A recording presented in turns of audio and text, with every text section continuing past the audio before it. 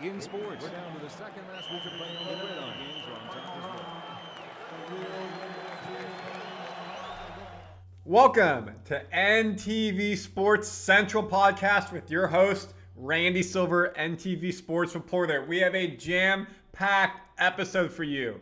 Huskers volleyball, Huskers football, Huskers basketball. 3 press conferences, 3 days in a row. Monday, Tuesday, Wednesday. Today is August 7th. I'm recording. We're going to break down the comments from DBK. Dani Busboom Kelly, the new head coach. The prodigy child has returned. And her All-American setter, Bergren Reilly. Number 1 in the AVCA preseason poll. What do they think? How's the team shaping up? Inter-squad scrimmage on Saturday, breaking it all down. Huskers football, 2.5 weeks away from Arrowhead, game 1 against Cincinnati. DC John Butler, DB coach Addison Williams spoke. We're going to break down what they said about playing against the offense. Key words, iron sharpens iron. Same thing for volleyball. And lastly, basketball ended their summer camp. So 2 fall sports, winter sport. Summer camp is over. Coach Hoiberg and a couple players spoke. We're just going to talk about Hoiberg, how this, the summer camp went, expectations moving in to their fall camp after this short break. A lot to get into. Like, subscribe to NTV Sports and on socials, especially this podcast on YouTube, so you get it when it drops every Thursday. If we're busy, it'll be dropping on Friday. But goals Thursdays at 5 p.m. and we're hitting that today. But in 2 weeks when we're in Arrowhead, probably not happening. We'll do it after to get you some information how the game went. And of course, Roaming with Randy always comes out, so don't miss any of that. So let me share my screen. So again, DBK, new coach. First week of fall camp, 17-player team. John Cook liked 14, meaning less people were on the court practicing. They can do 2 full courts of playing. How's it going? Very talented, super fun group. They really show every day that they, number 1, love volleyball, number 2, want to win. And that's every person on the team. And it's really hard to think of a glaring weakness. Of course, we want to get better at certain things, but right now there's nothing that's sticking out that is scary going into the fall. Folks, that is wild to say. There's no glaring weakness that is sticking out. For a team, 1 week in the fall camp, yes, you have summer and spring and whatnot, to not have a weakness from a high-level coach, a championship player, a championship assistant coach. What she did at Louisville, building that team up to become national perennial championship contenders, unreal. This team is tall, athletic, deep, but most importantly, hungry. She says that again and again. She can see it in the way that they practice, the energy they have. They stay on top of each other. She doesn't have to coach a lot. They coach each other because they know what it's like to lose. Not 2 years ago. Since 2017, have not raised a trophy. And this team is hungry and deep. Not just the players that came back, such as Bergren, such as Harper, such as Andy, but the players that they brought in, the freshmen, Virginia from Italy. This team could field its own team and still be a top 25 team. And that is why this team is now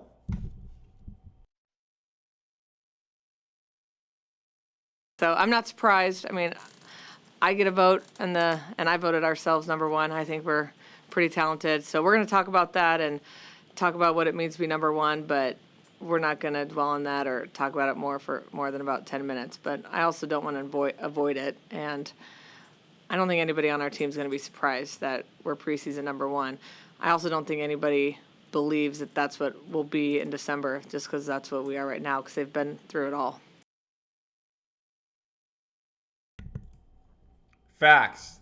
And I love what she says right there. We're not going to let it get to our head. Acknowledge it. Yes, we have to acknowledge it. It's a good preseason accomplishment, I guess.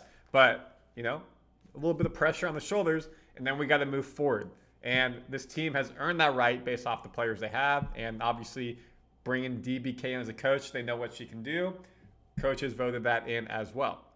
Now, December, what has happened? They have not won a championship since 2017, and they've had high, lofty expectations and fallen short. So, again, that's what she's saying right there. And she also was told that in the presser, someone asked her, like, oh, were we? And she said, yes, we were. And that's why she said, I'm not surprised. I love the confidence in voting your team number one. And, of course, in their squad scrimmage is this Saturday. 2 Saturdays from now is the alumni match. And then you have the AVCA kickoff here in Lincoln, PBA, Pittsburgh, Stanford, 2 high-level teams. It will be amazing to watch that. If you want to know who else is in the top 5, we have it on our website. Let me pull it up for you so we can show you as well. Let me just pull up my screen. And anything that I do goes on our website. Your other top 5, Penn State, of course, they beat us in the NAT semifinals last year. Pittsburgh, her old school, Louisville, and Texas, all rounding out the top 5. Nebraska got 41st place votes. Penn State, 21. Doubled them. It marks Nebraska's 109th week all-time at number 1 in the AVCA coaches poll, the most of any program in the nation. Woo! Big red, big energy, but at the end of the day, it matters about getting your championship. The last time the Huskers were ranked number 1 to start season was prior to the 2022 season. The last time they were number 1 in the poll, 2023. So big time for the Huskers. Nice preseason honors, but of course now it comes down to being successful on the court. And how is that going from the eyes of the captain during the summer, Bergren? It gives us the ability to spread out a little more, and we can do like 2 courts of things, whereas with 14 girls we could only do 1 court and a lot of people would be sitting out. So that's been really cool to we get to move around, people play different positions, like it's really expanding our range of things that we can do, and I think it's been really fun. It's definitely a challenge, like culture-wise, just making sure that we're all on the same page, and like you said, there's 8 new people, so making sure that we're all just going in with the same goal and the same mindset, and I think that fall camp has really helped us to get there culture-wise. I love what Bergen said there, and I've been around this team for 2.5, 3 months now. I've really enjoyed getting to know Bergen, obviously not on a personal level, as a professional level, as a reporter, and being at her youth camp or around her at the team and interviewing her. She's very thoughtful in her answers, and the way that she dissects and is able to take you not from this level A to level B, C, and D, and really get you the details is something that I appreciate because it helps us understand what they're going through. She could have just said, hey, it's great. We have 2 courts and we're getting better. But no, the culture side of it, because that's important. You're not playing with the same people potentially every time. So you got to mix it up and you got to integrate these younger freshmen, these younger players, the transfers in, Allie, Virginia, coming in and getting them comfortable with the team, just not on the court, but also in the locker room. But it's also a key note, John Cook, 14 players. Again, so you kind of have the starters on one side of the court, the second round rotations on the other side, and then your people are just sitting out. Maybe there's an injury and you fill in. With 17 players, you can basically do 2 full courts and you have a GA person fill in. If you go back to my video here from practice, you can see here 2 courts of practice going on. They're doing drills on both sides. Now, I'm not saying that this one happened with John Cook, but you're seeing it visually right here. When I was there, they were doing 3 courts. They had drills on blocking on one court, blocking the other court, liberos doing digging on another court. So they're really using the space that they have to maximize the time that they have. DBK has her second child in May. She talked about, you know what, I want to be home with my family. We're going to use our time wisely at practice and get in, get out. And with 17 players, built-in breaks, something DBK talked about. You don't have to worry about giving them a 5-minute break in between drills. They're waiting a little bit in line, keeping them fresher, and that'll pay dividends in December. Also paying dividends is having quality depth. And DBK made a very big statement, which I'm not around every program, but I take her word for it. She's very knowledgeable about this set of group that they have. Bergen's a fantastic leader, and no matter who came in as a setter with her, I think would have a great experience with an upperclassman like Bergen.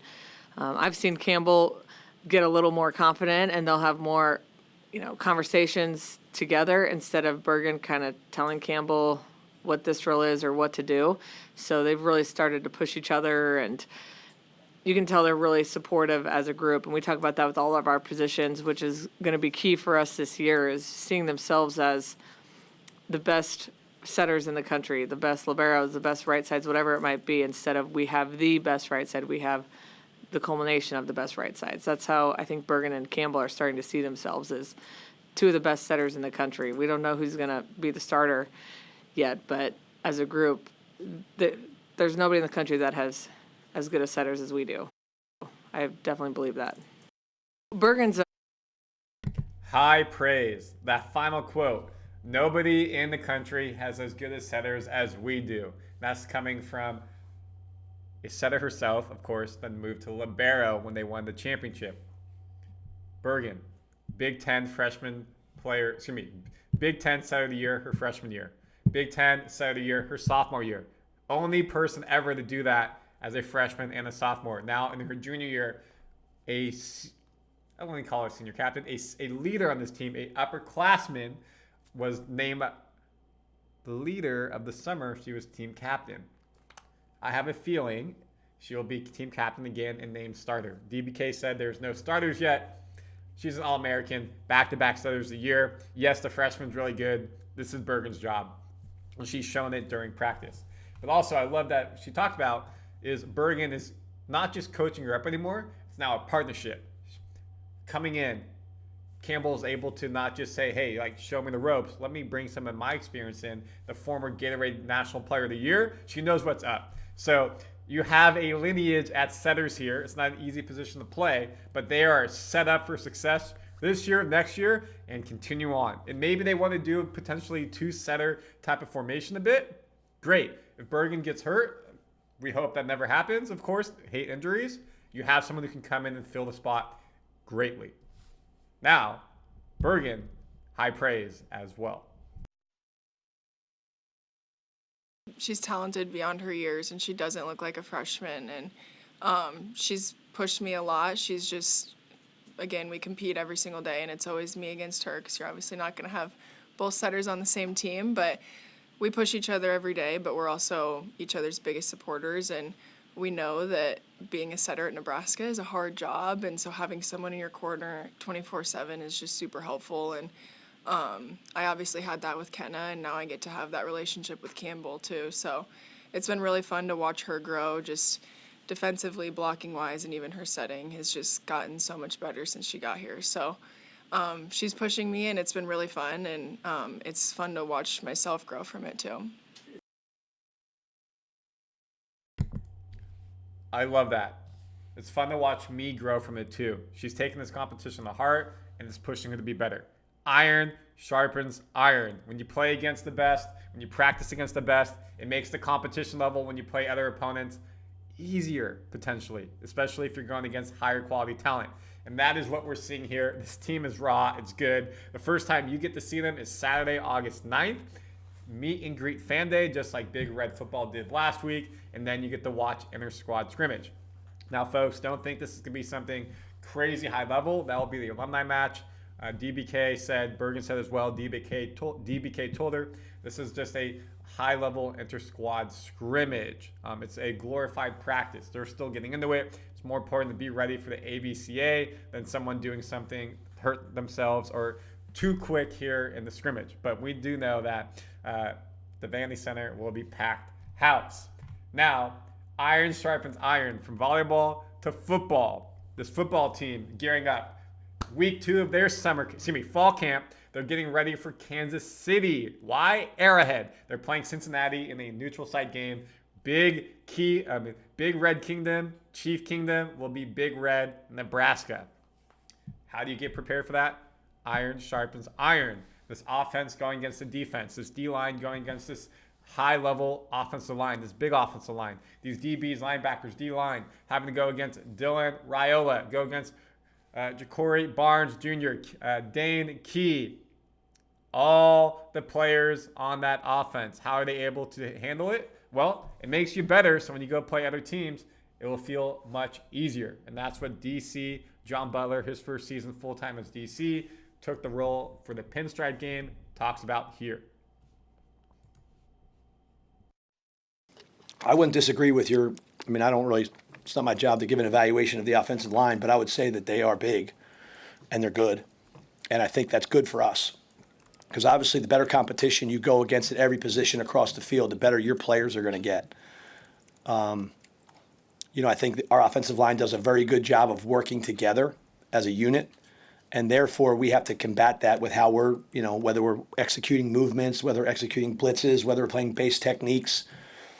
I think going up against a strong unit like that every day can only improve that competitive stamina you just mentioned, that toughness that we're trying to build, that physicality. Because at the end of the day, I think that, if practice is the hardest thing you're doing, when you go into the games, you're going to have, an opportunity for success. So it's great that, I really feel like we're competing at a high level at every position, receivers versus DBs, running backs versus linebackers, O-line versus our front seven.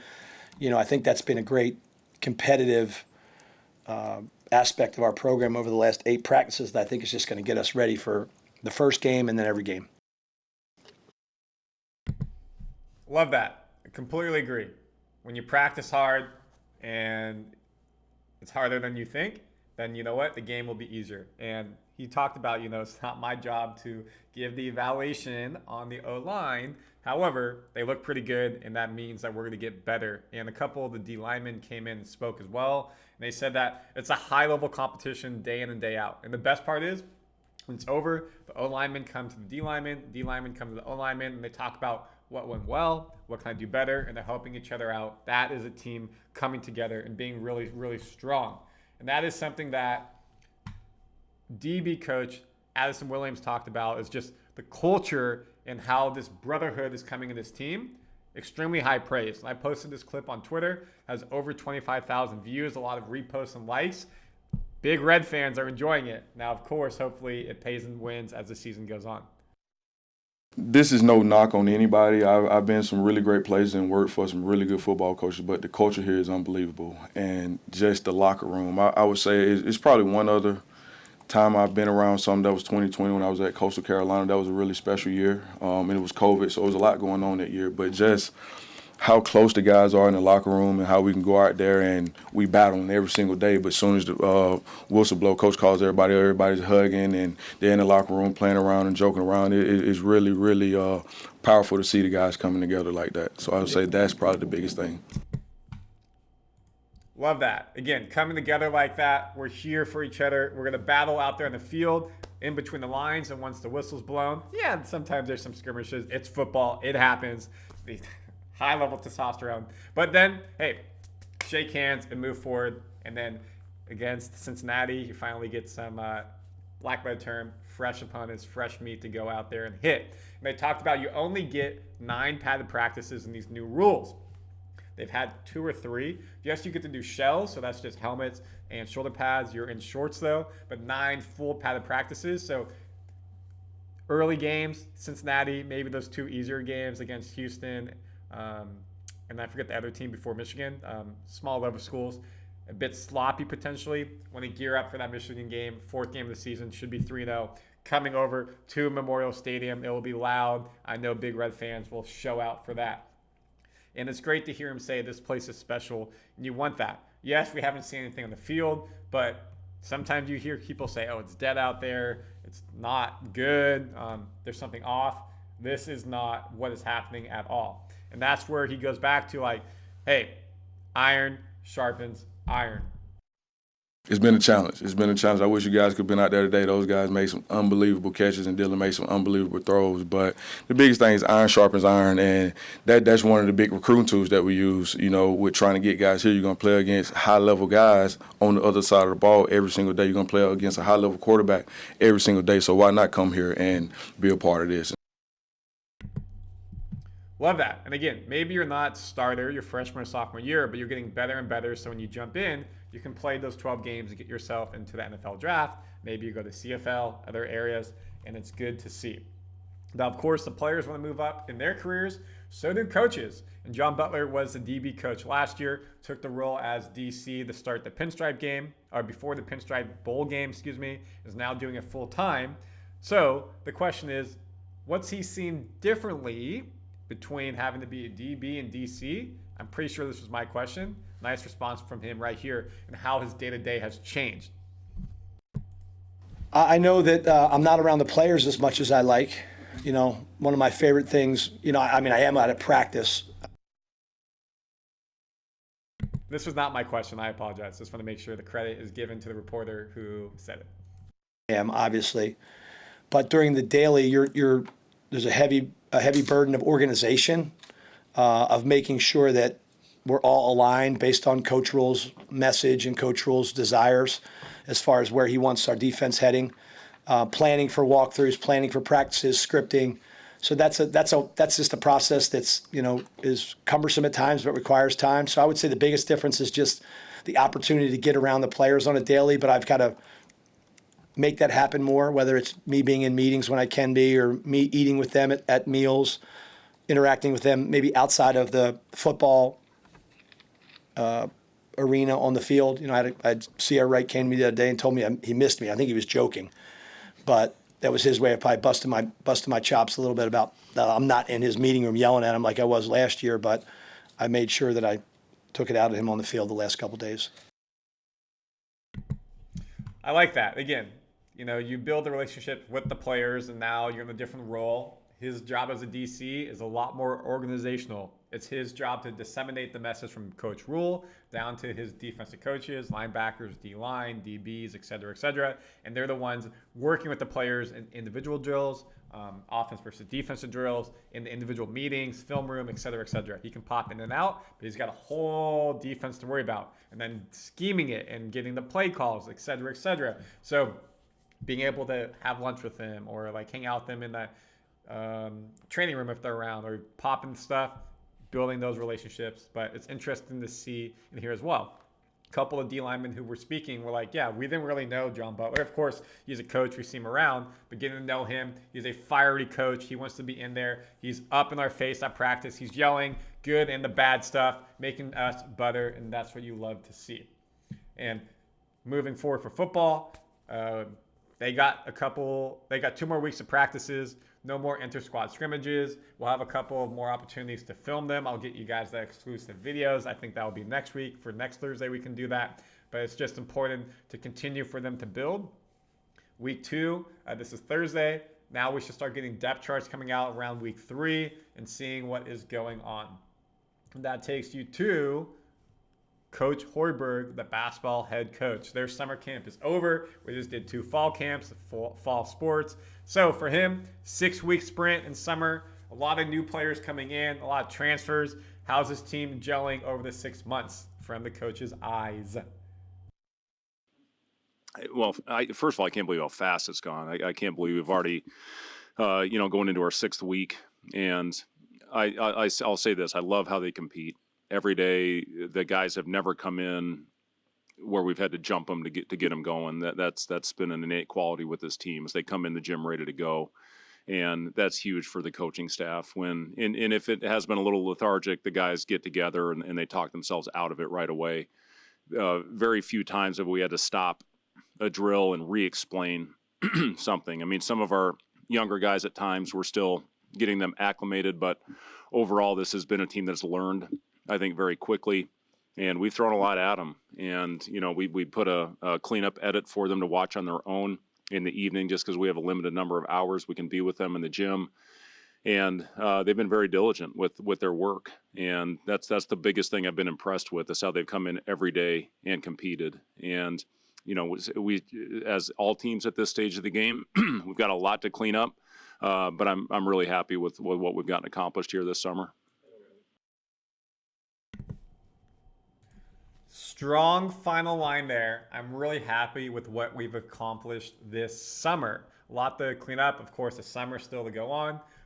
Great to hear they're diligent, they're competitive.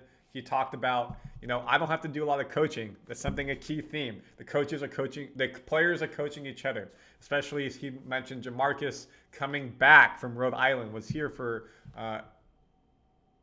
1 year, then left. No, I think it was 2 years. 2 years left and came back.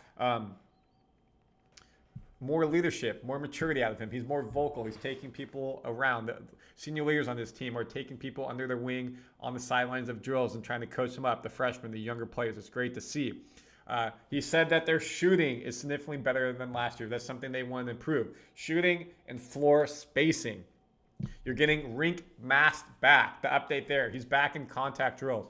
Slowly easing him in. He was doing a 5-on-5 scrimmage the day after that press conference, and they would blow him out of the scrimmage if it went too long, easing him back. But getting someone who's around 6'10", can shoot from the post, from the three-point line, can pass. Sam Hoiberg said he sees passes before they even happen. That will make this team better across the board. Right now, there are 4 different players potentially could play point guard. Jamarcus Lawrence is leading the pack in that position, but he wasn't really a point guard before. At Rhode Island, he got thrust into the role. Now he's here, vocal. So they're still building this team, and it's still early to understand who will be playing what role and how many minutes, but it's a good problem to have when it feels like there's a lot of players who can step into those roles for the former NBA head coach here at Big Red. One of the things that causes sleepless nights. Amy, it all plays itself out eventually. The rotation at the beginning of the year a lot of times isn't what it is at the end. Guys step up. Kale's a perfect example. Sam and Jamarcus were good examples of that a couple of years ago with Bandamel and Gary going down. And it is stressful, but at the same time, it's a good problem to have when you have as many players, I think, that can step on the floor and make an impact for you. And then, we'll have a lot of scrimmages. We'll have the exhibitions against BYU and Midland, and all that will play a part. Who's doing the extra work, who's watching their film, who's going out there and taking steps in the right direction every single time they step on the floor. All that matters. This summer, played a part in who we think is ready and who needs more work. They're all going to go home with the program. They're all going to go home with a film edit. And, it's a time to get better. It's not a time to go sit on the couch and eat bonbons. Nobody in our team knew what a bonbon was, but, it's a time for these guys to improve and come back. And we can't skip a beat. We don't have as much time in the fall as we've had in the past, or it's a little bit of a shortened season heading into the opener. So, it's important these guys continue to learn when they're on the break.